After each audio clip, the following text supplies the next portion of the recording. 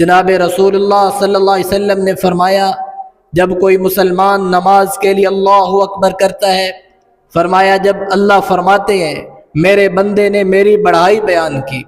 جب وہ سبحانک اللہم پڑھتا ہے تو اللہ رب العزت اعلان فرما دیتے ہیں کہ میرے بندے نے میری ثنا بیان کی، میری بزرگی بیان کی۔ اور اس کے بعد جب انسان الحمدللہ رب العالمین پڑھتا ہے، فرمایا اللہ فرماتے ہیں میرے بندے نے میری تعریف کی ہے، میرے بندے نے میری بزرگی بیان کی ہے۔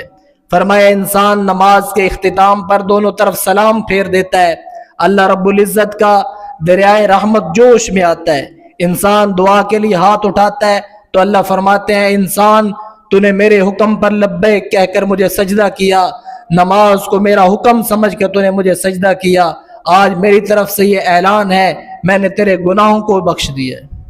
صبح سے لے کر جو ظہر تک